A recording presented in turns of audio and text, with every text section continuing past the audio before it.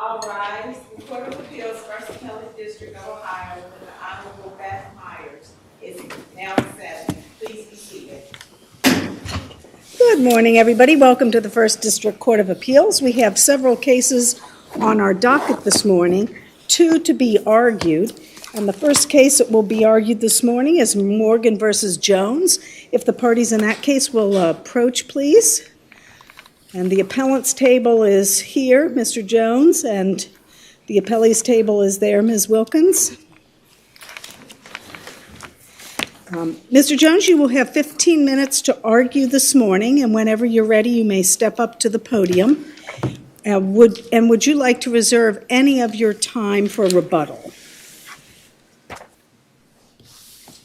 Yes, I would, Your Honor, but there may be only a couple of minutes left after my presentation. All right. Well, I will keep your time for you and let you know. How many minutes would you like to reserve? Probably about 2. All right. I will keep your time, and whenever you're ready, you may begin. Thank you.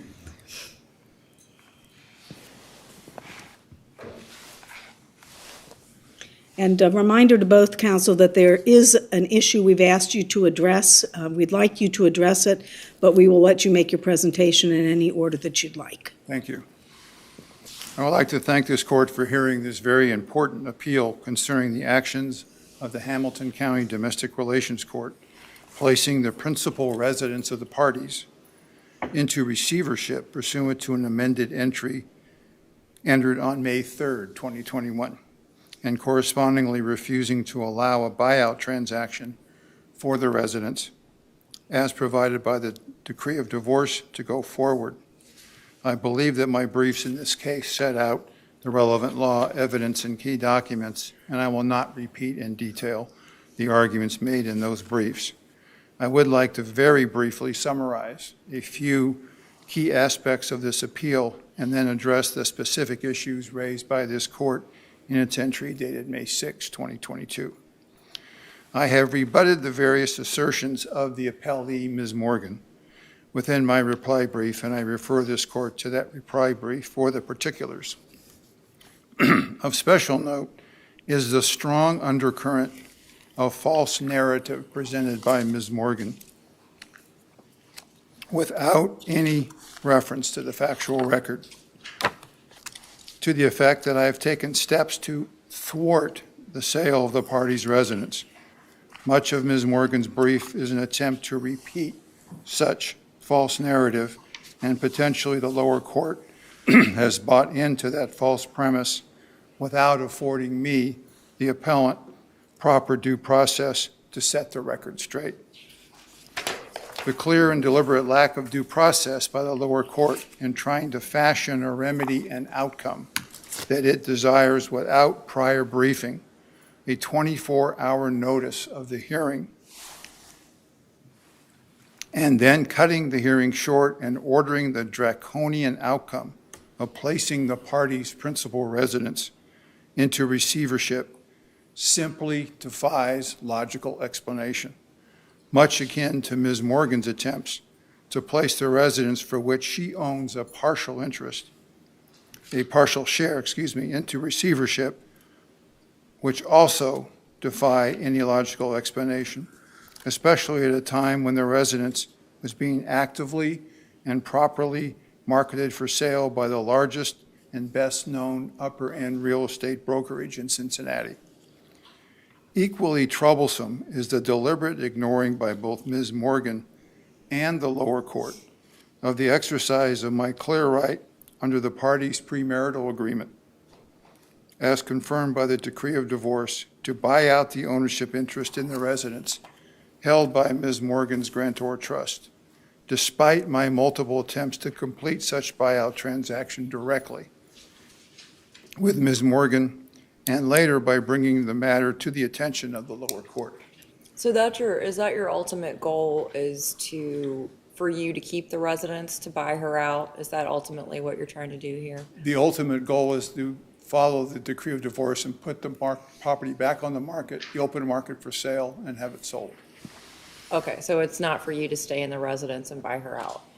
Well, buying her out would be one way of facilitating the sale, which right now is in limbo because of the receivership. Okay. Well, the point of the receivership was to market and sell the property, though, was it not? That was the specific directive of the receiver order, is to follow the procedure of the decree of divorce and put it on the market for sale with a real estate brokerage. And is the reason it's not for sale because of this appeal? Is that what's holding it up at this point? No, what's hanging it up at this point is that the receiver, instead of maintaining the property on the open market as provided by the receiver order, decided to try and implement a fire sale for the residents, and has filed a motion to approve that fire sale, which has been pending since last September. Well, let me ask you this, sir. If you have the right to buy out your ex-wife's interest, if it's a fire sale, why don't you just buy it out at the fire sale price? I'm sorry, why don't I just buy it out? If it's a fire sale, wouldn't it be in your best interest if you want to purchase her interest to just buy it at the fire sale price? Which is precisely what I have asked the Domestic Relations Court to do through my buyout transaction. And Ms. Morgan has agreed to the acceptability of the fire sale price. And so that would be the quickest and easiest resolution to this. So why are we here? Because the Domestic Relations Court has refused to allow me to go forward with a buyout transaction of any kind. Wasn't that because you had a bunch of deductions, and rather than paying cash to her, you were requiring her to pay cash to you to buy it out? Well, there is the issue of unpaid expenses by Ms. Morgan for the residents that were court-ordered. And they were ordered by the court as part of the decree of divorce, and I had expected that those would be reconciled at the time of any transaction.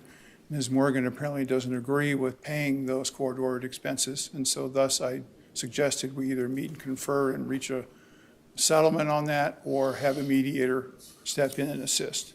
And I think that would quickly resolve this matter if there was a third-party mediator helping to bridge the gap on that unpaid expense issue.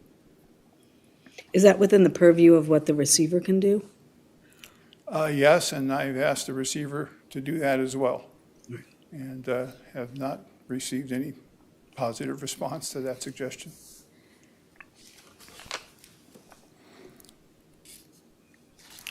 This is a clear instance of the breach of the covenant of good faith and fair dealing on the part of Ms. Morgan, and together with her refusal to pay her court-ordered pro rata portion of the expenses for the residents, such uncured defaults should preclude Ms. Morgan from bringing her motion, the subject of this appeal, to force me to accept the third-party offer to purchase the residence under terms that I clearly found objectionable.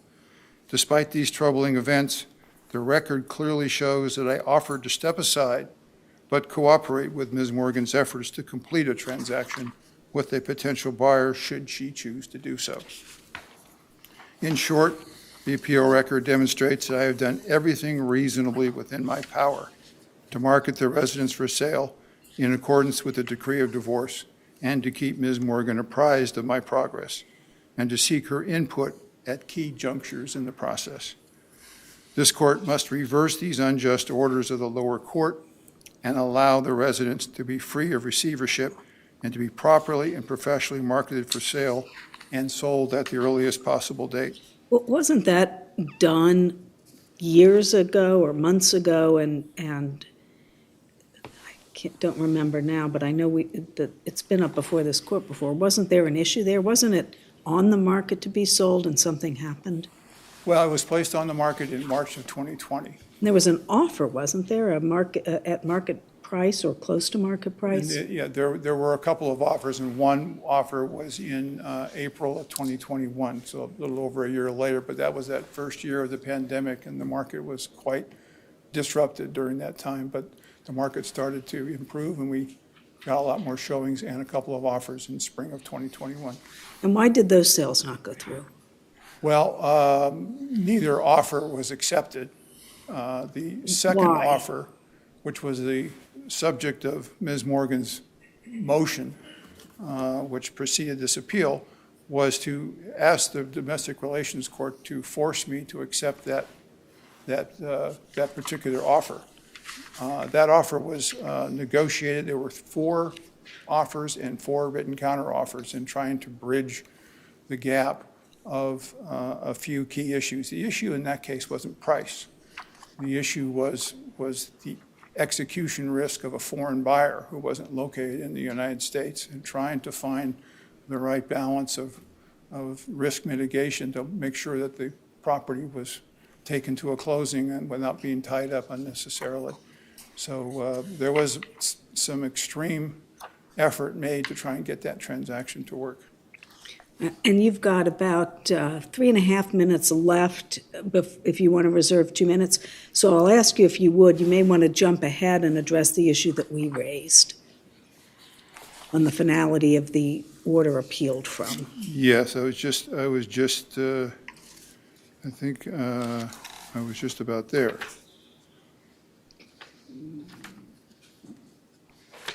So I will jump ahead, and I'll try and concisely address the specific issues raised by this court in its entry dated May 6th. And I'll do it basically in a chronological sequence. The lower court initially entered an order concerning the April 22nd, 2021 plaintiff's motion on April 28th, 2021, but the court, sua sponte 3 court days later on May 3rd, 2021, amended the initial order and specifically titled the revised order as, quote, amended entry. On May 12th, 2021, the lower court, again sua sponte, corrected a clerical error in the May 3rd, 2021 amended entry and clearly specified that the effective date and date of journalization of the amended entry is and shall be May 3rd, 2021. Please refer to the transcript of docket number 139. The Ohio Rules of Appellate Procedure Rule 4A2 specifies as follows, quote, a party wishes to appeal from an order that is not final upon its entry, but subsequently becomes final, shall file the notice of appeal required by Appellate Rule 3 within 30 days of the date on which the order becomes final.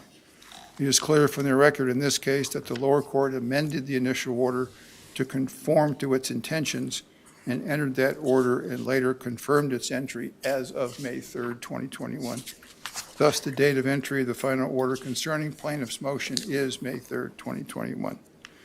Pursuant to Ohio Revised Code Section 2505.02, this court presently has jurisdiction to review, affirm, modify, or reverse the orders of the lower court with respect to the final receiver order and the 4 subsequent related entries, which include the denial of defendant's motion for a new trial and the denial of defendant's motion for approval of buyout transaction.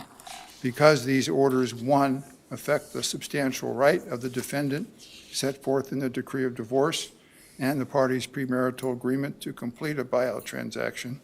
2, affect the substantial right of the defendant in the special proceeding concerning the plaintiff's motion regarding a potential third-party transaction for the residents. And 3, place the residents into receivership, which can be deemed a provisional remedy that prevents a judgment in the divorce proceeding in favor of the defendant with respect to his rights to seek a third-party sale of the residence or a buyout of Ms. Morgan's pro rata ownership interest in the residence held by her grantor trust.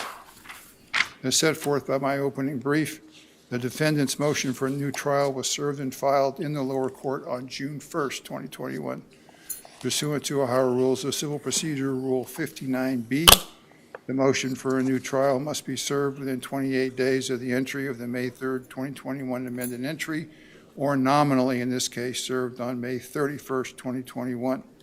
However, pursuant to the Ohio Rules of Civil Procedure Rule 6A, in the computing of any period of time, if the last day falls on a Saturday, a Sunday, or a legal holiday, such period of time runs until the end of the next day, which is not a Saturday, a Sunday, or a legal Doesn't holiday. that rule only apply if the action is required, if the timing is tied to service as opposed to entry? I think Rule 6A applies to any time period. That's the way that the rule is written, at any time period. Do you have any law to support the proposition that it applies when the action is tied to the entry of an order as opposed to the service of an order? I could not find any legal authority that would offer anything different than what's stated in the rule. And the rule says service, does it not? The rule says entry. Oh, excuse me. the rule- Service, it doesn't, I'm sorry, it says entry, not service. This is the Rule 59 is the entry. The additional day is Rule 6, which is not tied to entry or service. It applies to any time period for which some act needs to be taken. All right, and you are at your time if you'd like to reserve 2 minutes. Well, when I just about finished here, and then I'll give up my 2 minutes. Well, That's it. oh, you want to give up your 2 Yeah, minutes? so All I right, can go, just- go ahead, I'll let you go 2 minutes more, and then That you'll way I have can waived start. any rebuttal. That way I can finish the court's questions. The last day falls on a Saturday or Sunday or holiday. Okay, the 28, in this case, the last day of the 28-day nominal time period to serve the motion for a new trial, i.e. May 31, 2021, was a legal holiday, which was Memorial Day. Therefore, the deadline to serve defendant's motion for a new trial would be 11:59 p.m. on June 1st, 2021, which deadline was met by the defendant, and thus that motion was timely filed and served. As a side note, I apologize for the confusion created by footnote 1 on page 1 of my motion for a new trial, which identified correctly the applicable Ohio rules of civil procedure, i.e. Rule 6 and 59, but incorrectly included the provision for the 3-day rule for service of a document by mail, which would not apply in this case, as the period of time to file a motion for a new trial is based on the entry of the applicable lower court order. As set forth in my opening brief, the lower court entered an order on June 29 denying defendant's motion for a new trial, the so-called entry number 1. Appellate filed and served his notice of appeal on July 28, 2021, 29 days later, pursuant to Ohio Rules of Appellate Procedure, Rule 4B, 2B, the 30-day time period for filing a notice of appeal begins to run when the trial court enters an order resolving defendant's motion for new trial. Thus, the appellant's notice of appeal for this case was timely filed and served, and as a consequence, this court has jurisdiction to hear this appeal. In sum, this court needs to correct the egregious overstepping of the Domestic Relations Court in placing the party's principal residence into receivership and for refusing to approve my buyout transaction, both for absolutely no valid reason. To the severe detriment of the appellant, regrettably, the Domestic Relations Court seems to be preoccupied with its own perceived power to issue very detrimental orders affecting a principal asset of the parties, but without due process, adherence to the law, or proper legal procedure. I was hoping to reserve time, but I guess I don't have any to reserve, but thank you, and I'm happy to answer You any are out questions. of time, and thank you very much. Thank you very much. Ms. Wilkins, you've got 15 minutes. Thank you. May it please the court, Judges Myers, Kraus, Winkler. My name is Erin Wilkins, and I represent the appellee in this matter, Victoria Morgan. I am going to start today regarding the timing issue, which you brought to our attention a couple of weeks ago. Apparently, and I have a brief that I can also file on this issue I have ready to go after today. Apparently, Mr. Jones and I agree that the May 3rd entry is the correct entry to use for the timing of this matter. I wasn't sure that was going to be the case. I do have case law that shows that we should ignore the entry on May 12th, which is the clerical error, the entry amending the clerical error. I know the 8th District has said that when it's an entry for a clerical error, then you should use the previous entry's date. So since we agree on May 3rd, I will start with the May 3rd date. So May 3rd is the proper date to use to calculate the time for both Mr. Jones' motion for a new trial and for his notice of appeal. Under Civil Rule 59B, a motion for a new trial must be served within 28 days of the entry of judgment, or if the clerk has not completed service of the notice of judgment within the 3-day period, within 28 days of the date when the clerk actually completes service. This entry on May 3rd was served on Mr. Jones and myself via email from the court staff on May 3rd to an email address that Mr. Jones has used many times and is part of his signature should be considered to be his electronic mail address under Civil Rule 5B. It was also served by the clerk via mail on May the 4th. So since it was properly served within the 3-day period as described in 59B, then the date of the entry controls, and that is the start when we start calculating time. And both the email service and the ordinary mail service were in compliance with Civil Rule 58B and Civil Rule 5B. And I don't think, it sounds like we don't have any argument there about that. So per Rule 59B, Mr. Jones had 28 days from May 3rd to serve his motion for a new trial, which would have been May 31st, 2021. And if filed timely, it would have stayed the timing to file a notice of appeal. I have that Mr. Jones filed his motion for a new trial on June the 2nd, 2021, which was outside the prescribed 28 days from the May 3rd entry, which means that both the motion for a new trial and the notice of the appeal are untimely. So if the motion for a new trial had been filed timely, then it would have suspended the running of the time to file a notice of appeal. I submit to you that the motion for a new trial was not timely filed, and therefore that time for him to file his notice of appeal was not suspended. Could the court even consider an untimely motion for a new trial, and did the trial court err by considering that motion for to begin with, which is really one of the issues that you're here on? Your Honor, I think that if it's not timely filed, then no, they don't have the jurisdiction to consider it. I'm happy to, I have to admit that isn't something that I'm fully briefed on today. I would be happy to brief that more, but even if they could consider it, it's irrelevant for today's purposes. Obviously, that is one of the main issues why we are here for the brief. But no, if it wasn't timely filed, then the trial court couldn't consider it, which would make this entire thing moot, I believe. Since his motion for a new trial wasn't timely filed, then his notice of appeal is obviously the running of the time there would have been calculated as 30 days under Ohio Appellate Rule 4A1. And he would have needed to file his notice of appeal by June the 2nd, 2021, and he filed his notice of appeal on July 28th, 2021. So therefore, the time was not suspended. All right, thank you. Thank And then you. if you'll go on and address the merits of the case Yes. as well. Yes, Your Honor. So, Mr. Jones asserts that the trial court abused their discretion by entering the receiver order and subsequent entries by not allowing Mr. Jones to exercise his right to be heard and file a memorandum contra.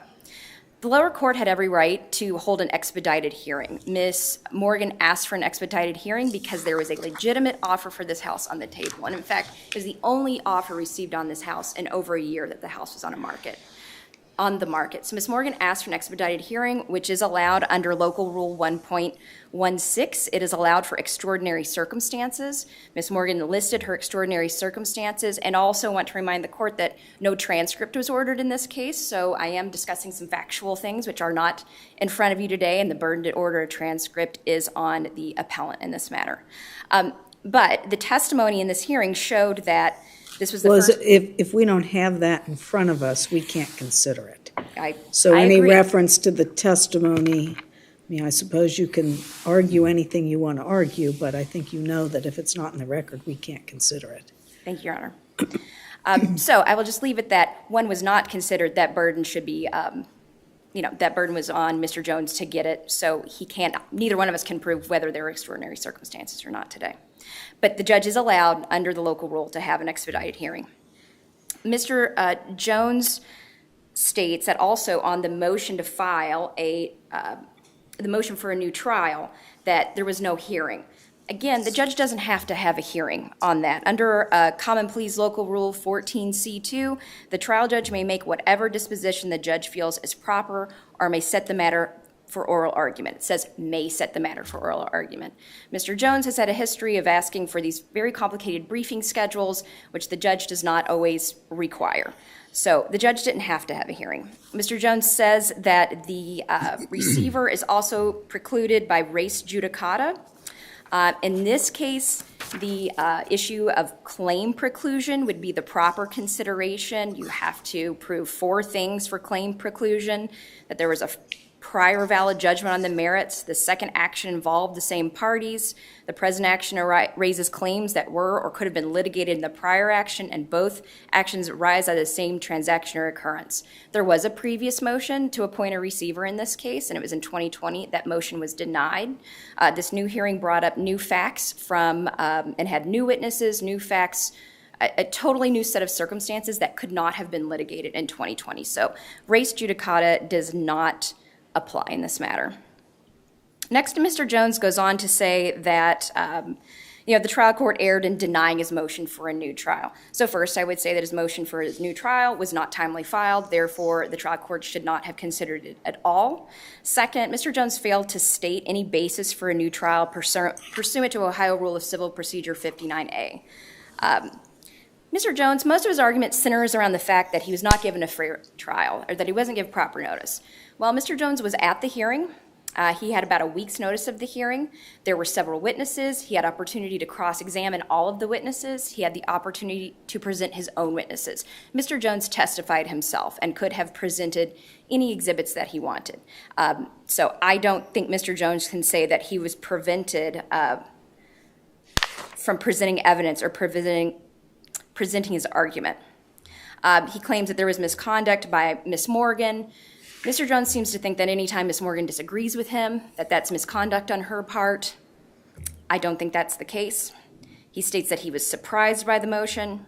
Ms. Morgan has been asking to sell this house since she moved out of the house in 2016. We've asked for a receiver before. I don't think there's any reasonable person that could say that they were surprised by our motion for a receiver. Did this offer fall through? It did, Okay. because of the series of what I would call unreasonable negotiations by Mr. Jones. And the offer was for $925,000. Right now, we have a contract on the house for about $825,000. And we're not able to get the house sold because Mr. Jones has about $135,000 worth of liens against the house. And since you've brought that up, I will talk a little bit about this buyout transaction. I think that kind of leads into the buyout transaction, because Mr. Jones seems to keep saying that there's misconduct because she won't allow the buyout transaction. So I've discussed the buyout transaction with Mr. Jones at length. It does require, he says he will buy out the house if Ms. Morgan pays him about $50,000, takes no proceeds from the house. And Ms. Morgan's not in agreement with that. Mr. Jones has also never paid Ms. Morgan about $20,000 that he was owed from the original judgment. We've never filed to hold him in contempt for that. It just hasn't seemed worth it. Most importantly, Mr. Jones, there is a mortgage. There is about a $700,000 mortgage on this residence in both parties' names. Mr. Jones has never been able to produce a pre-approval from a lender or any information that he would ever be able to refinance this house into his name. My client would give this house to him gladly if he could get the mortgage out of her name. Mr. Jones has numerous judgments against him. This is why the receiver can't sell the house right now. There are so many judgments against the house. There's actually not enough equity in the house to get it sold, and there are some other, we go to court again on that next week. So you're saying there's certificates of judgment out there that now are serving as a lien on the house? Yes, Your Honor. Yes. Do they total more than the equity in the house at this point? Between the liens themselves, no, but the realtor fee, there are almost $50,000 in back real estate taxes that haven't been paid, and right now about probably 2 or 3 months where the house payment has been paid. So all of those together. And it's not in foreclosure? Not yet. It's probably very much on the edge. Mr. Jones has been ordered to place $100,000 in my trust account by next Tuesday, or he's going to be held in contempt and possibly sentenced to jail time. And that has not happened yet, and is still pending. So because the receiver did do an inventory of the house, and we found that Mr. Jones had at least $100,000 of wine in the house. So Mr. Jones has the assets to get this house sold. But for whatever reason, continues to appeal this case. There's another outstanding appeal. And so I will finish the buyout transaction piece just by saying that he makes a lot of what I would call noise about the buyout transaction when there is no way he can get Ms. Morgan's name off the mortgage. He's the only one with an income and is willing to pay anything. So And with the buyout transaction, what Mr. Jones keeps saying is that the court, it's unlawful because they have a PMA. They have a premarital agreement that says that the parties can buy each other out. Well, the premarital agreement doesn't state what happens when they don't agree. It specifically says there can be a buyout transaction when they agree. There is clearly no agreement right now. And the bottom line is that the house has been ordered to be sold since 2019. And it was appealed to this court, and this court affirmed the lower court's decision. So we can talk all the details we want, but we have a court order that the house is to be sold. So, and as far as Mr. Jones' other statements about, failing to state any basis for a new trial, he goes on to say it wasn't sustained by the weight of the evidence, that it's contrary to law, it's inequitable to him, that our motion is moot because of the buyout transaction. He wasn't given opportunity to properly respond. I'll briefly say it's not contrary to law. There's a statutory basis for appointing a receiver. That statutory basis is in Ohio Revised Code 2735, 1A, 4, and 5. The judge followed the procedures there. It absolutely was sustained by the weight of the evidence, although you wouldn't know that without a transcript in front of you. So what happens if we determine that there's not a final appealable order? What happens? So if you determine that there is no final appealable order and this appeal is dismissed, then what is going to happen next in the lower court? Is that what you're asking? Well, I mean, does it go back, or there's still, I think you referred to a pending appeal? So we are actually, yes, there is another pending appeal. I can't remember what it is off the top of my head, if I'm being totally honest. I'm sure it has to do with the courts. The court has made an order a few weeks ago that Mr. Jones is either to pay off the liens on the house or place the money in my trust account to pay off the liens.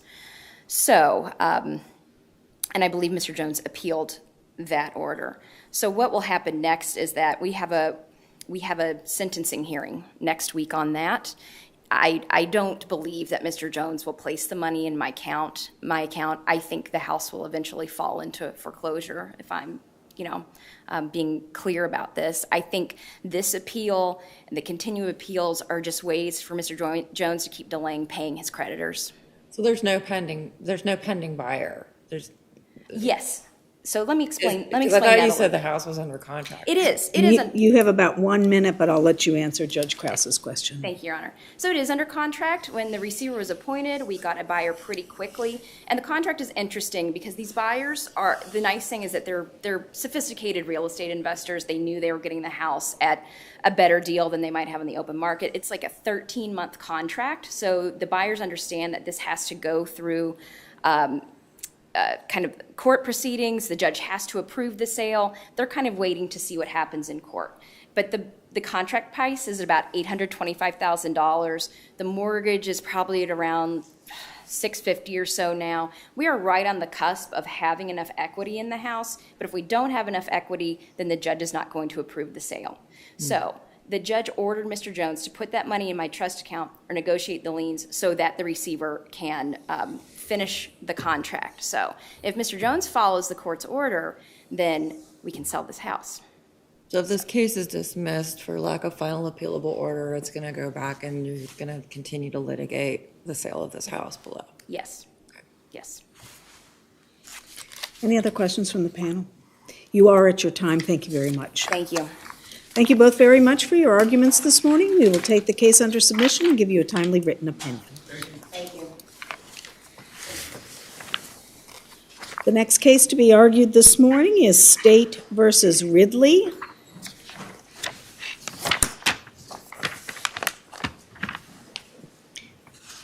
Ms. Nelson is here on behalf of appellant. Mr. Havlin is here on behalf of appellee.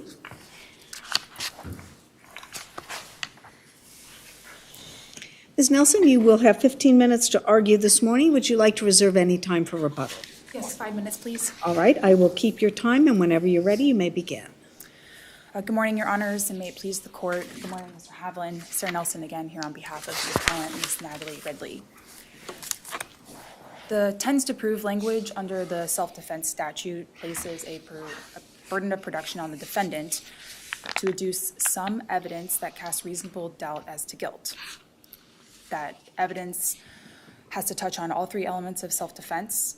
It can come from any source, and importantly, it gets construed in the defendant's favor. The trial court in this case found the statement, "He hit me," to be credible. In other words, the trial court found credible that he, Donald, hit Ms. Ridley. It's our position then that this evidence goes directly to the first element of self-defense. It tends to show that she was not at fault in creating the situation. She was not the first aggressor because Donald hit her. I thought the trial court specifically said that she couldn't tell from the testimony who hit whom first. The trial court did say that, but we think that assertion is an error in light of the fact that just before that statement, she found credible he hit her, which is Donald hit Ms. Ridley. Well, they hit each other, right? Correct. Okay. There's testimony going both ways. He pulled her, struck her, pulled her down. Again, but the tends to prove an aspect of the self-defense statute, and the fact that the testimony or the evidence gets construed in Ms. Ridley's favor, it's our position that that credible testimony, he hit her, then is circumstantial evidence tending to prove that she was not the first aggressor. So then the burden shifts. Correct. And are you arguing that the trial court didn't properly shift the burden? Correct, because they then construed this omission or this unclear aspect of who struck who first against Ms. Ridley. And that confusion or lack of clarity on that point should be tasked, the state should be tasked with remedying that omission. I'm not using my words clearly, but because of the burden shifting scheme and the negative nature of what the state has to prove, it is a little confusing. But yeah, that question should go to the state. And that's essentially our argument and why the trial court erred in this case. I have provided in my brief citations to or argument on the second two elements of self-defense. I think that they are sufficiently proven under the tends to prove language of the self-defense statute. I think the proper remedy in this case is the one that was provided for in Parrish. We need to remand back to the trial court to determine whether or not the state has in fact met their burden of disproving the elements of self-defense beyond a reasonable doubt. I think also because of what happened on the first element in this case, that the trial court expressly found that there was no clear indication of who the first aggressor was, then that issue has been decided. The burden shifts to the state, but the state can't prove that one because there is no evidence on it. So what's left for the trial court is just the second and third elements of self-defense. So the trial court specifically found that that your client failed to meet her burden and refused to shift the burden to the state. Is that what the trial court? The trial court construed this question of who hit who first or who the first aggressor was against Ms. Ridley. And I think that that was improper in light of the fact that she also found, she being the trial court judge, also found credible that Donald hit Ms. Ridley. But we know she never shifted the burden. Correct. And she specifically stated that she was not going to shift the burden to the state. Correct. Okay. Yes. So Following up on Judge Krause's question, so the court found that your client hadn't met its initial burden of production. Yes. And you're claiming that's error because there was some evidence and that she improperly failed to find that you met your initial burden. Yes. She almost did. She said the right language. I'm sorry. The fact that she found it credible, he hit her. That statement, that's the defendant's statement. The judge found that credible. Was there a timing of that, though? He hit her. He did hit her. Did you say he hit her first? Well, the circumstantial evidence does suggest that Donald hit Ms. Ridley first. So there's other evidence in the record that does support that claim. It's circumstantial, but again, circumstantial evidence gets the same probative value of direct evidence. But could the court have been saying that your client had the burden to come forward with sufficient evidence to suggest self-defense, but that while he did hit her, there's no indication of the timing, and the court was finding that your client didn't meet her burden? I think that specific question is what gets placed on the state. That burden goes to the state because the language of the self-defense statute just says tends to prove the elements of self-defense. And what we have here is evidence that does circumstantially suggest that Donald hit Ms. Ridley first. The first statement that was testified to that Ms. Ridley said was, "Don't put your hands on me." That is the first event that we have in this case. And circumstantially, that suggests that he did it first. So if there's any lack of clarity there, then that's something that the state needs to address. They need to disprove beyond a reasonable doubt that Ms. Ridley was not the first aggressor. Sorry, it's hard to Typical talk in because it's in the negative. Yeah, and so it's the way I like to think double, about it- triple negative, Right, yeah. reversed and cubed or something. Exactly. So that's, the trial court made the correct finding. I mean, there is credible testimony. Donald hit Ms. Ridley, but where she erred is by immediately saying, but you didn't prove it because of this omission. That omission is charged to the state. Ma'am, it's my understanding that the two people that know what actually happened in this matter did not testify. Is that Mr. Canuven could not testify and did not testify? And it's my understanding that Ms. Ridley, although she has the right not to testify, but she did not testify at the trial. So the point of this is the two people that really know what happened in this matter, there's no testimony from them. And the court had to make its determination whether your client had met the burden of production based on statements she had made to other people. And am I correct in that? That's I guess correct. that's not really a question, but, No, that's a but am I correct correct? Okay, okay. I don't intend to touch on the second assignment of error manifest weight. I'll submit on that, and the state has conceded the sentencing issue in the third. So if there's no further questions, I'll reserve probably a lot of my time for rebuttal, but, You'll have 9 minutes remaining. okay, thank you. Mr. Havlin?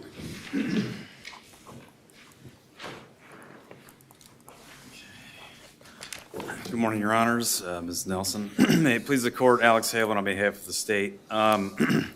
Judge Winkler, you kind of brought this up. This is kind of a strange case. I can't remember one sort of like this in my ever-increasing time appearing in front of this court. All of the evidence is basically circumstantial, except for the testimony from the other employees that were there.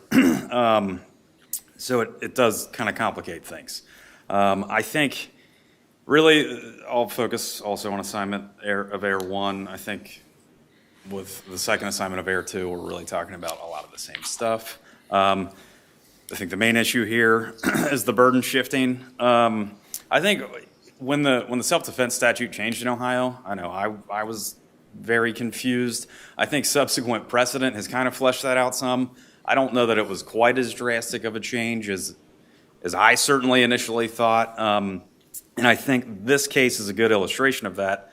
The testimony that the trial judge did say, and that's what I was just looking for. I think she's kind of saying, she says credible. I'm not sure what her intention behind that was, but for the purposes of this argument, assuming she found the he hit me credible, that's the problem here, because the first element of self-defense is not creating the situation that caused the altercation. So that assumes, I guess, that element is limited to hitting in this case and who hit first. I think for a moment, to step back, this case is interesting because no one testified that was involved. And I think this isn't a plain assault case either. It's a patient abuse case. I think we have to remember that context, especially when we're looking at things kind of as fuzzy as self-defense claims or elements. It's more complex, I think, than who threw the first punch.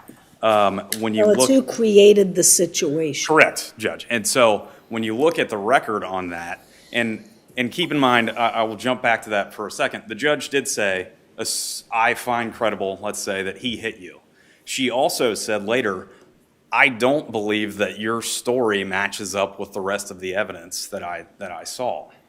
So you look at the situation that caused this. When the defendant called her supervisor, I have a long block quote in my brief on this. The supervisor, I guess, says what happened or something. And the defendant said something along the lines of, like, he told me to close his door, and I told him to close his own MFing door. I don't know. Again, this is a weird case where we didn't get any fleshing out on that. If we're going to take her side of the story for something, I think antagonizing a patient with dementia in that fashion, that might start to cause the situation or give rise to the situation that then progressed. I think it's the Gatewood case from this court. Yeah, it's a paragraph 73 of that, and I believe that's this court. I'm almost positive. There's a note there, or some language there, I'm sorry. Here, if the jury felt that Gatewood put himself in a bad position and exercised poor judgment, it was reasonable for the jury to conclude that Gatewood was at fault in creating the situation that gave rise to the affray.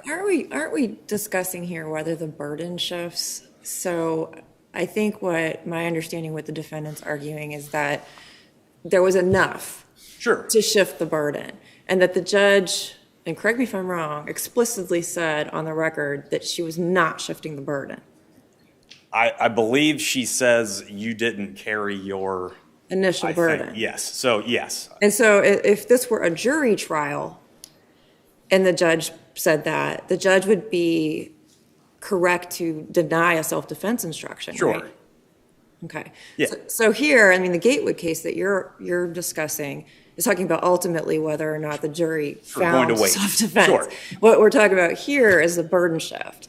And Yes. whether the judge improperly declined to shift the burden. So why is this evidence that you're discussing not enough to shift the burden to the prosecution? So sure, Judge. The language, it's not just, this was the other thing that I thought of. It's not any evidence. Otherwise, any assault case is automatically, the state is disproving self-defense. What is lacking here to shift the burden? I think evidence sufficient to cast a reasonable doubt as to guilt, I think, is what is lacking. That's from the Williams case, I believe. So what more would she have needed? Would she have had to testify then? Is that what she needed? On assuming all the other evidence was the same, Yeah. it may have helped. I mean, obviously she does not have to testify. I don't, I'm not sure. It could have helped because it isn't clear what happened. And I think the other burden shifting, we don't just look at the first element either. I mean, I think the third element, we cited different elements in our briefs. The third element, I think, includes that discrepancy in the harm.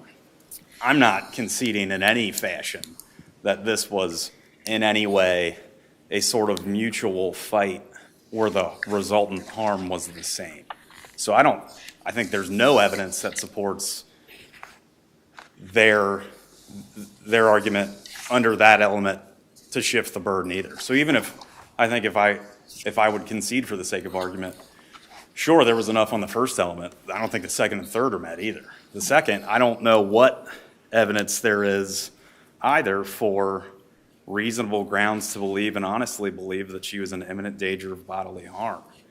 And I think that's also borne out when the judge says, your story didn't comport with the other evidence that I heard.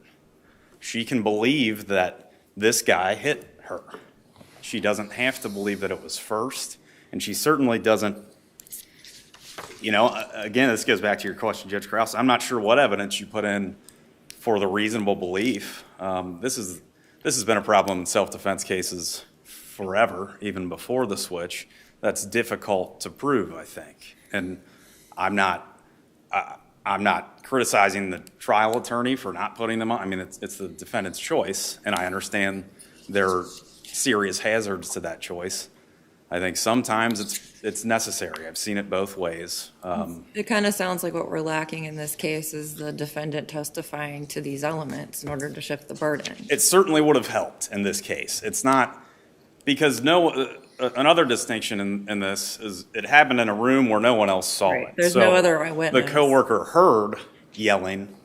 The first thing that was seen, and it was I forget her name, the first witness that testified, saw them both walk out, but it's after it's over, and they both have blood on them.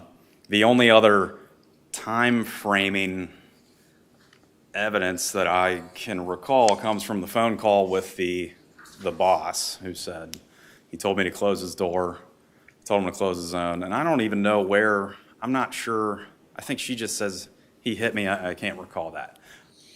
Right. It's not an eyewitness fight where there's a bunch of people watching, and so I think the standard has changed. I don't think it has changed to the point where every assault is now, that is sufficient evidence to shift the burden. And I think, again, that's just talking about the first element too. The second and third, I don't believe this record. Certainly the third, the discrepancy in injuries, and for that, I cited to the Porter case. You know, the victim in this went to the hospital. He was bleeding profusely from the arm, from the head, I think. Defendant admits to pushing him so hard that he fell and hit his head on something.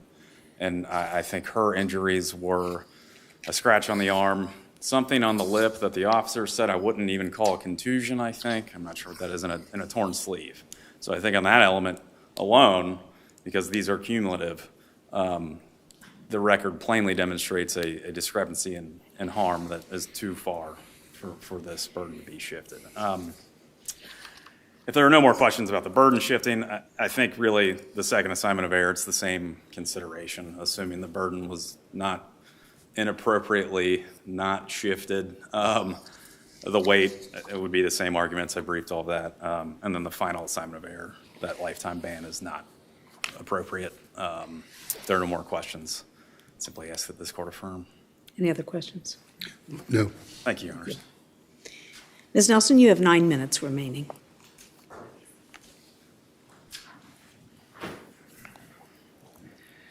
Okay.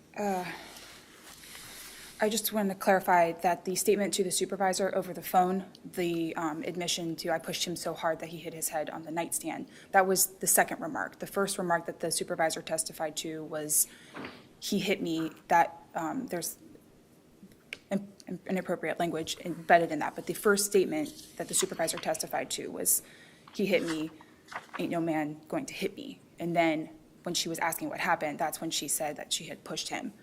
But again, and both witnesses who testified to her statements and from the nursing facility, because again, we have Officer Woodruff's testimony who also affirms that she stated that he hit her. The 2 nurses that testified, the first remarks were allegations that Donald hit her. So again, construing that in Ms. Ridley's favor, I think we can point to evidence that tends to show that he struck her first. Let's assume that. Address Mr. Havlin's argument that the burden of production requires production on each element to Yes. shift the burden.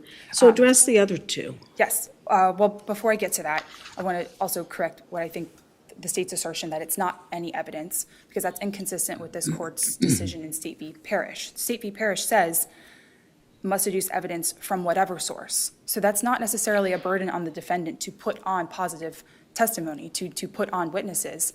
They can challenge the state's evidence as directed by the state, and they can also cross-examine the state's witnesses. So if the state puts on testimony that is unclear and does tend to show that there could be a self-defense claim here, then that's a problem for the state. That is how the new Whatever evidence there is, it has to tend to show. Exactly. Thank you. So I just wanted to clarify that, and then on to the second 2 elements. But the problem here is we don't even have any eyewitnesses that testified. I mean, that's right. There was nobody in the room except for your client and the prosecuting witness. I guess he didn't even testify, right? That's correct. I honestly don't think he had the capacity to testify, but I don't think that the fact that Ms. Ridley and the prosecuting witness failed to testify is fatal to the defendant's burden. It's not fatal that there were no witnesses whatsoever? Well, there were witnesses, not eyewitnesses to the actual. To the event? Not to the defendant's burden. If the defendant can point to evidence in the record and say this supports what we're saying, that she acted in self-defense, then that's what the standard of self-defense asks for now. Okay, sorry to interrupt because you were going to go to the other 2 elements. Yeah, no, that's all good. The second element, the reasonable belief of needing to use force to protect against the imminent use of harm. I think that is evidence in this case by the fact that there was a tear on her blouse. That supports her assertion that she was being pulled. She was being pulled hard enough that her clothing ripped. There was a contusion. And that she couldn't get away. Therefore, she couldn't get away. Exactly. And there was enough force there that she needed to react by pushing. Pushing is not an act likely to cause great bodily harm or death. That is an appropriate reaction to being pulled, being tugged. Granted, the harm in this case, is unfortunate that he did fall and hit his head on the nightstand, but we don't view that third prong in light of the harm that actually ensued. We have to view it from the action that actually took place, which is the push. And I think when we're talking about a situation where two parties are pushing and pulling each other, that is sufficient within a non-deadly force self-defense case. Go back to creating the situation, because I don't think it has to be who threw the first punch. I think it's who created the hostile situation that led to the first punch. So address whether there's sufficient evidence that your client wasn't at fault there. So I believe that there's testimony on both sides that there was yelling. He yelled at her, she was yelling at him. Whether her yelling at him happened before he started pulling on her, it's not exactly clear. I think the clearest thing that we have in this case is the initial remark, "Don't put your hands on me," which the STNA, who was in earshot of what happened, testified to. So your argument is there is evidence tending to support that she was not at fault in creating the situation. Correct, exactly. And if it's unclear, we have to construe it in her favor. Exactly. And I think that is clearly laid out in the Parrish case. Again, defendant does not have to testify. If the state doesn't want to put on the prosecuting witness for whatever reason, I mean, I think that that's fair in this case because of his diminished capacity. That is the interesting nuance of the new self-defense statute. Among others. Among others. So I know it's a little tricky, but the remedy here, again, as in Parrish, is to just send this back to the trial court and have them consider whether the burden was met on behalf of the state for the remaining two elements. So your remedy is not, you're not asking for a new trial, you're asking for the judge to reconsider this case. Yeah, that's how it played out in Parrish, and I just think consistent with this court's opinion that should be the same. I happily would entertain a new trial if the court thought that was warranted, but just trying to be consistent with what this court has already laid out before on this issue. And I have a couple of comments, I guess, on the injuries that as discussed by the state, but I think the record speaks for itself. He did go to the hospital, but it was just for a neuro check, not for profusive bleeding or any. They did do a neuro check at the facility. I think it was just out of precaution that they sent him there. I mean, we do have a patient care facility here. It's not, I think it was appropriate under the circumstances to take that, but it's not because her actions were so egregious that it resulted in this tremendous amount of harm. It was an accident that was in self-defense. Thank you. All right, thank you. Thank you both for your arguments this morning. We will take the case under submission and give you a timely written opinion. I will see you. Yep. Meeting. Yes, yes.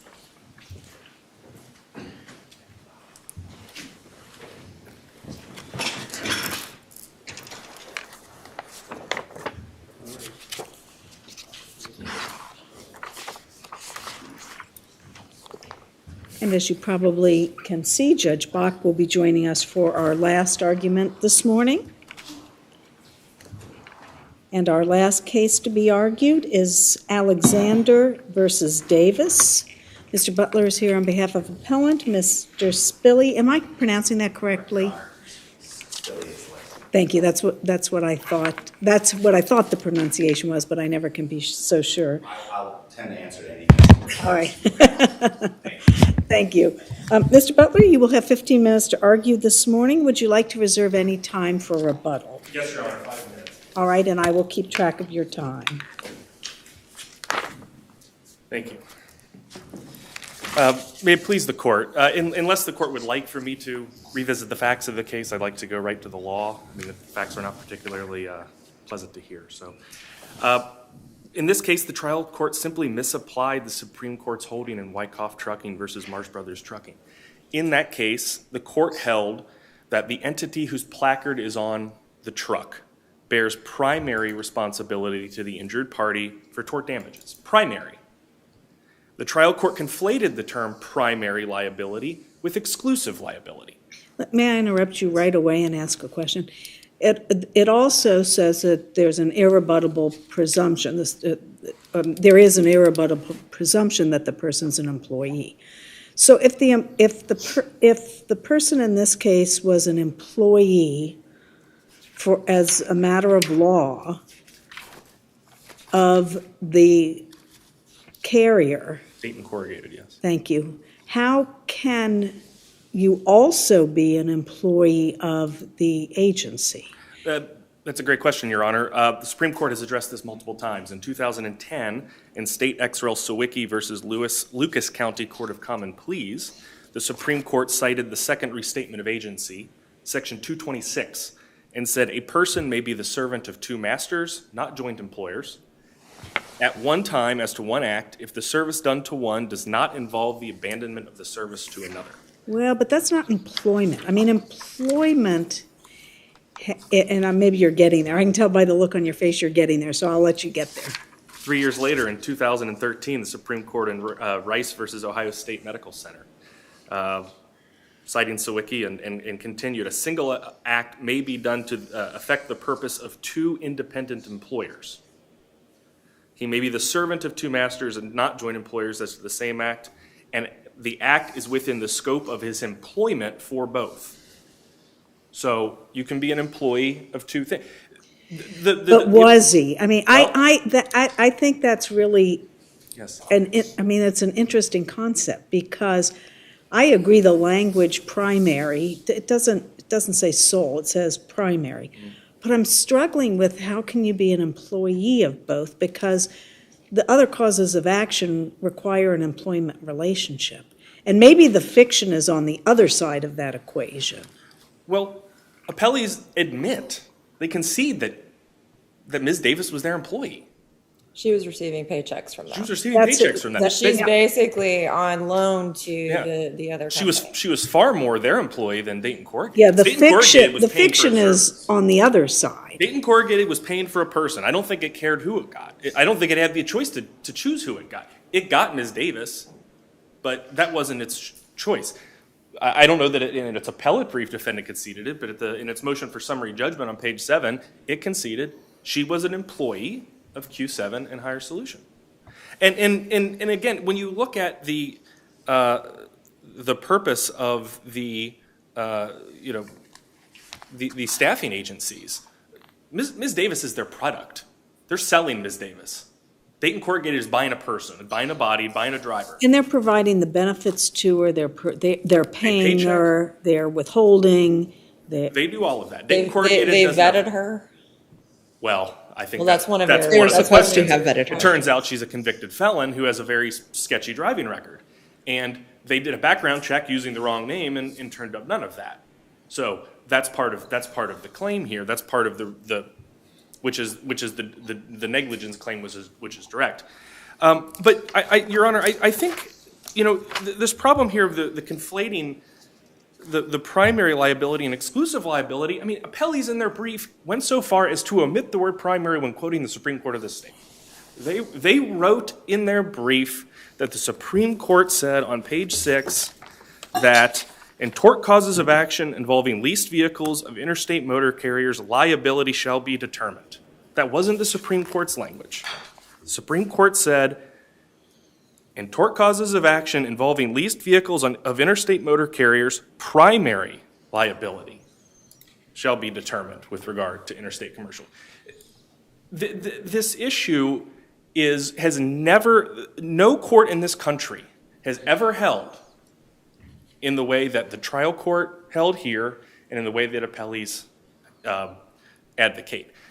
Justice Brown, in his concurring opinion, which the trial court did not address at all, which appellees at the trial court and in this court have not addressed at all, said very clearly that you can continue to use common law causes of action.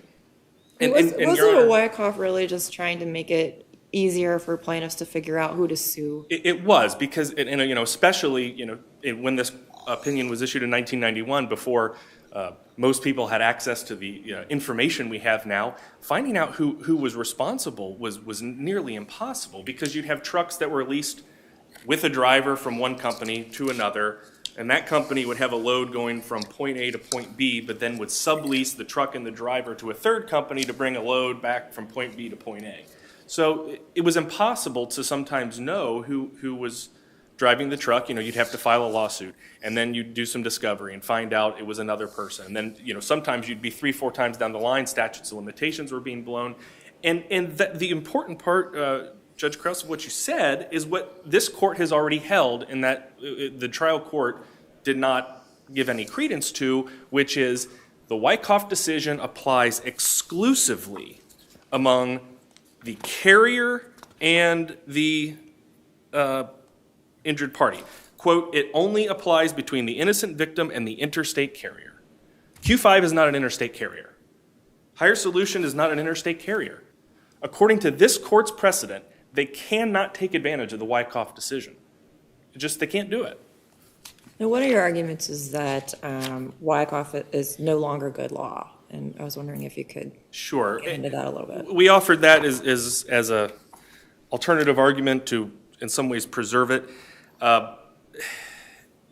The Interstate Commerce Commission, which is now defunct, when the regulation, so after the regulation that formed the basis of the Wyckoff decision was used in a number of states, it became the majority rule. There are, Fifth Circuit, Third Circuit, these are the federal courts of appeals have all addressed it. So a lot of states have used it.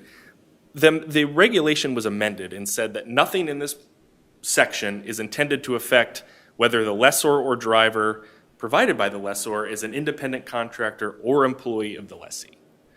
That was the language, that was what was being assumed from the Interstate Commerce Commission regulation, and it was being read to dictate this employment relationship. So the federal government comes in and says, all right, that's not what we meant. The Sixth Circuit, without addressing Wyckoff specifically, because I don't think the case arose out of Ohio, said this rule no longer works. I think a couple of Ohio appellate courts, they're in our brief, have not reached that issue, but have basically said, yeah, we don't really know that this is in effect. There are some other federal courts that have outright refused to follow it because of the change. The Supreme Court hasn't addressed it. But I know in your brief you said, well, you really don't have to address whether Wyckoff is good law if you follow Wyckoff. But don't we have to? Because if it's not good law, we can't really rely on it. Well, I think what our argument is a little different, Your Honor. It's that Wyckoff doesn't affect this case. So it's not that you have to follow Wyckoff. It's that if you read Wyckoff for what it plainly means, it has no application here. So you just don't have to, you can disregard Wyckoff more than follow it. All right. So as long as you apply the language as the court intended and the court wrote, then it doesn't come We don't in. even have to get there to say it was abrogated. Correct. Whether Wyckoff is good law or not, it just simply doesn't apply in the manner the trial court applied it or in the manner the appellees advocate. And you know, You have 1 minute left if Okay. you want to reserve 5. so let me just briefly address then the second assignment of error, which is the direct negligence claims. I mean, there is nothing in Wyckoff that says it applies to direct claims. The estate has a direct claim against, the Supreme Court has very clearly said these are direct claims against the hiring employer. They're not derivative. So that negligence happened before the accident even happened? Well, the hiring did. The retention, I guess, would have spanned the entire period of time. Okay. Yes. So it's not dependent on and not derivative of Ms. Davis's actions. So there is simply no basis to apply Wyckoff at all, because Wyckoff expressly said it applies to respondeat superior, master servant, independent contractors, and that just doesn't come into play at all. And the trial court simply didn't address that issue. It almost seemed as if the trial court believed that these were derivative claims as well. Thank you, and you are at your time to reserve 5. Thank you. Mr. Spilly?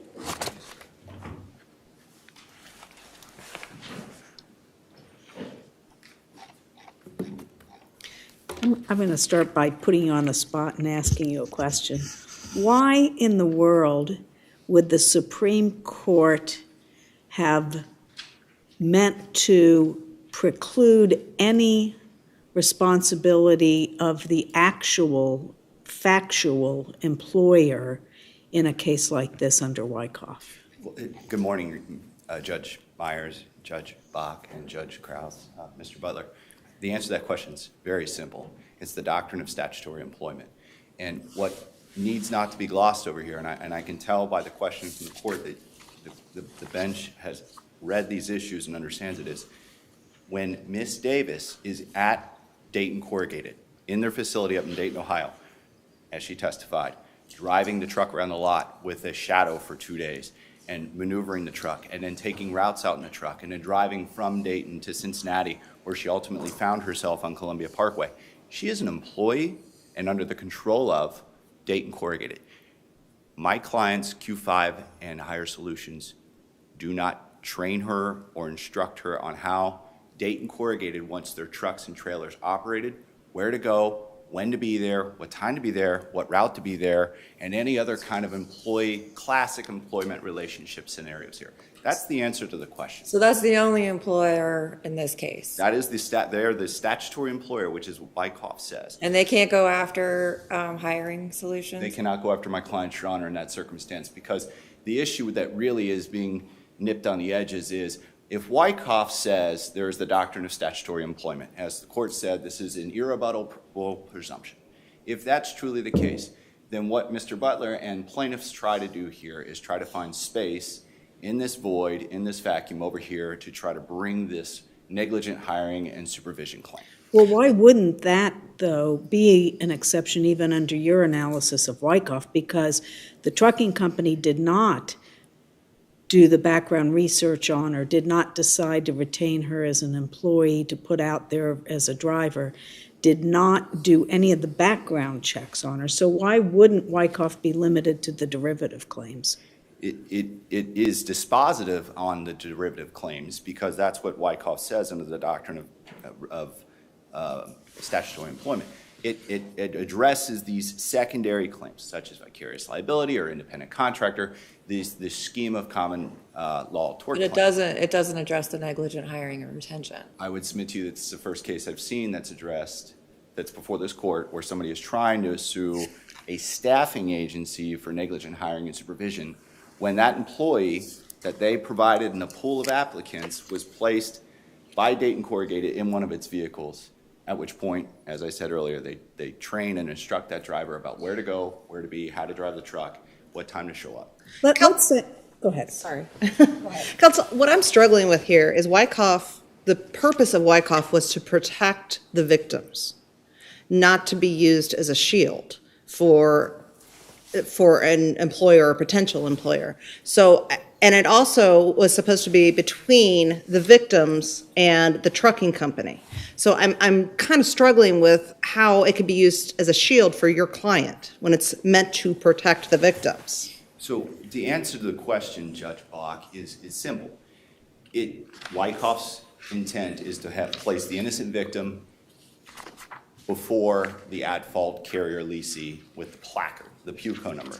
The number on the side of the door of the truck is what distinguishes who's the at-fault carrier and driver.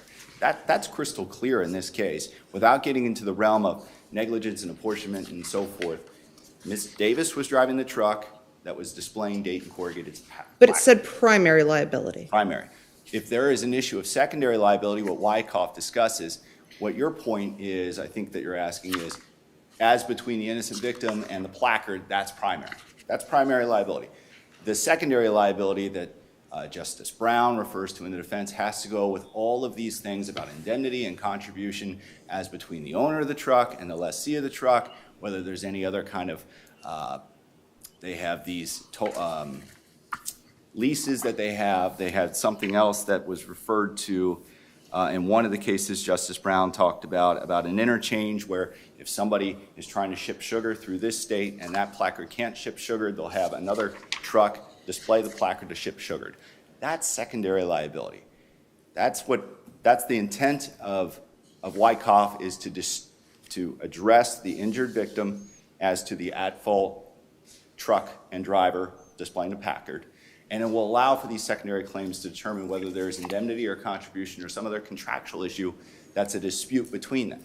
That's the intent to try to set up those claims. Wyckoff never, ever addressed anything more than that, other than placing the at-fault driver before the court just based on the placard displayed on the truck. Let me ask you a hypothetical. Sure, If, let's say that your client hires somebody who doesn't have a driver's license and they're placed out into the field, Is it your position that your client escapes all liability for that in a negligent hiring claim? Or is it your position that the trucking company has an obligation to double-check your work? That's a great question, and the hypothetical is that the trucking company, in this case Dayton Corrugated, independently vets that person's credentials. In this case, there is evidence in discovery that Ms. Davis had a CDL license and was able to drive a truck. The ruse on this claim is, how is any criminal background the proximate cause of what happened on Columbia Parkway? That's not been addressed, and that's not for me to address. But in your circumstance, in your scenario, Dayton Corrugated selects these individuals from a pool of applicants, which is what we've disclosed in discovery, and they selected her. And there's a gentleman named Sean Coons at Dayton Corrugated who was in control of Ms. Davis as the employee. And did the entire background check or relied on your client to do that? It relied on ours in terms of presenting a valid CDL license to drive a motor vehicle. So then how, in my hypothetical, how could your client escape liability on a negligent hiring claim? Ms. Davis did have a valid driver's license. No, I'm saying my hypothetical, she didn't. Assuming for purposes of argument that if someone did not have a valid driver's license, it was placed in a pool of applicants, I can't answer that because that's not the factual scenario here. But your argument is Wyckoff would preclude it because she's an employee of the trucking company, not of your client. She's an employee of the trucking company when she's on the trucking company's property, in their truck, or in their trailer working. That's what Wyckoff says. That decision's been out there for 30 years. Can you address the Interstate Commerce Commission amendments that the appellant is saying has basically made Wyckoff not good law? Because you talk about the doctrine of statutory employment, and my understanding of those amendments is that they are trying to say that they never meant to establish that kind of doctrine. I think the best way, and I've wrestled with that too, I think the best way to address that, Judge Krause, is we're an Ohio court interpreting Ohio law under Wyckoff, and in this realm is this regulation. Now, there are other courts that are not Ohio courts interpreting Ohio law, whether it's federal court or the Sixth Circuit, as Mr. Butler addressed. They can make their determination, and if I was there with that court instead of before the first district, we'd probably have an entirely different discussion. But right now, no Ohio court has overruled Wyckoff's interpretation of the interstate. But I thought Wyckoff is based on the ICC regulations. Based on trying to determine who the at-fault driver is, just based on the display of the placard. Based on these regulations. Based on these regulations. That have now since changed. By other courts that are not an Ohio state court interpreting Ohio law, which is Wyckoff. Well, ICC changed them. ICC wanted to clarify, at least my understanding, and you can certainly argue otherwise, is that there is no statutory employment doctrine. And Wyckoff has not addressed this change, Your Honor. But Wyckoff was before it changed. Wyckoff was in 91. Right, and these changes were 1992. And Wyckoff has been consistently applied, Judge Brock, excuse me. Bach. Sorry, I lost my voice there for a minute. Yes, Judge Bach. And courts have addressed this and have held that Wyckoff remains good law. They were cited in our brief. The last court that's local is the 12th District in 2008. And they've actually analyzed these amendments and said, despite the amendments, it's still good law? The 12th District Court looked at that issue. Okay. And they still applied Wyckoff. Let me ask you a question, because there's the use of the word immunity, and that Q5 is immune from liability.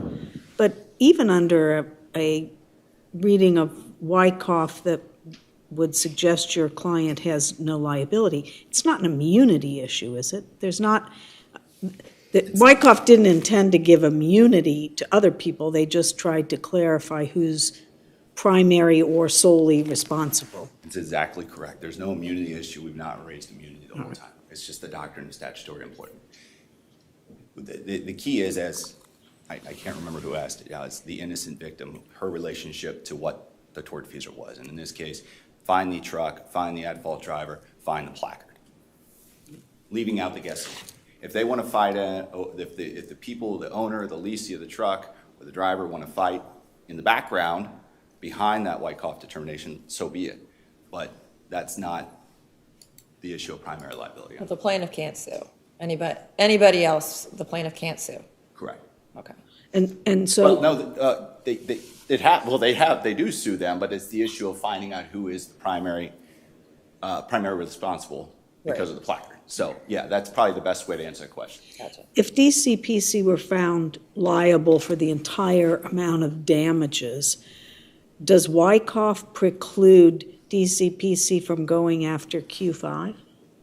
I don't think it does, but they haven't, Your Honor, and we argue this at the trial court level. If there was some secondary liability that was thought to be had here, then why didn't DCPC sue Q5 or higher solution? Or why didn't Ms. Davis? Trial strategy. Perhaps, but maybe the lawyer was following Wyckoff.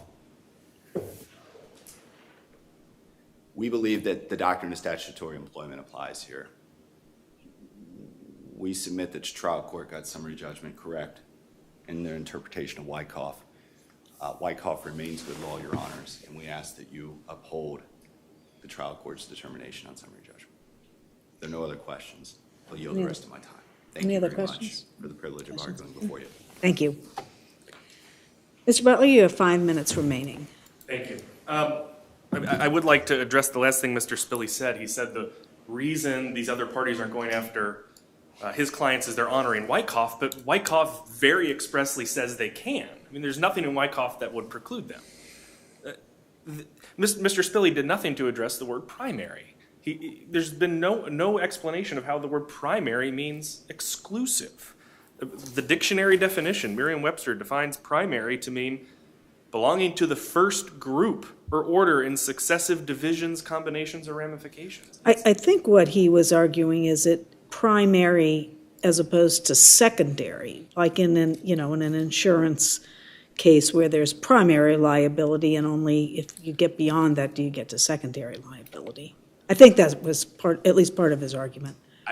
But that's reading a lot into a Supreme Court decision that's merely saying you're first in line, you're on the hook. And he said that Justice Brown said that the other defendants could go after parties. That's just not what he said. It was one sentence. It's hard to misconstrue. He said there's nothing in our decision that prevents the plaintiff from suing other parties under common law principles. This may be a little off track, but let's play this out. Is it your position that if both companies remained, that the issue would go to the jury? Would it be joint and several liability, or doesn't primary liability mean primary and I only get to Q5 if maybe the first company's bankrupt or doesn't have enough assets or insurance coverage? I mean, what do we do with that? Primary has to mean something.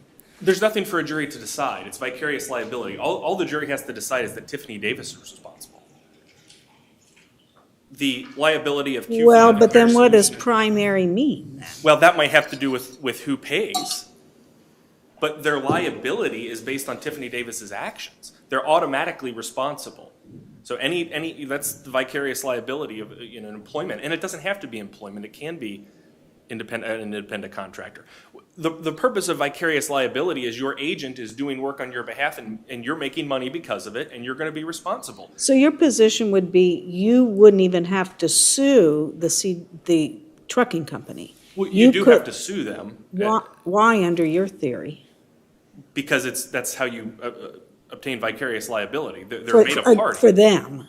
I'm saying what if you learn that CDPC has no assets, they don't have any insurance coverage, you'll never get a dime from them. Even though they have primary responsibility under Wyckoff, you decide as a matter of trial strategy, I don't even want to bring them in because, it's a piece of paper if I get a jury verdict. So I'm going to only sue Q5. As I understand your argument, you could do that because they're equally responsible under Wyckoff. They can't escape liability under Wyckoff. You can do that. The purpose is to protect the plaintiff from not knowing who to sue. If your name, the rule is if your name is on the truck, you're responsible. That doesn't mean other people aren't also responsible. It's just that you are. So the Third Circuit addressed this very issue in 1979 in a case, Carolina Casualty Insurance versus Insurance Company of North America. The Third Circuit Court of Appeals said, "We find nothing in the federal motor carrier laws that would displace any apportionment of legal obligations which Delaware law would otherwise impose on joint tortfeasors." So they are both liable for her actions. They're essentially empty chairs at trial on those claims. They have no defense. They can't claim that, I suppose, unless they're claiming that she was acting outside of the scope of her employment, they're responsible for her actions. So it's simply derivative liability.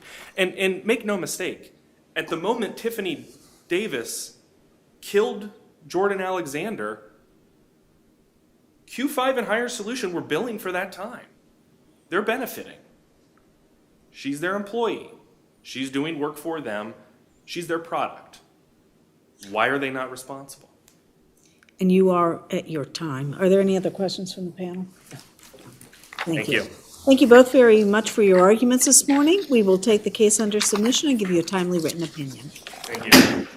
Court of Appeals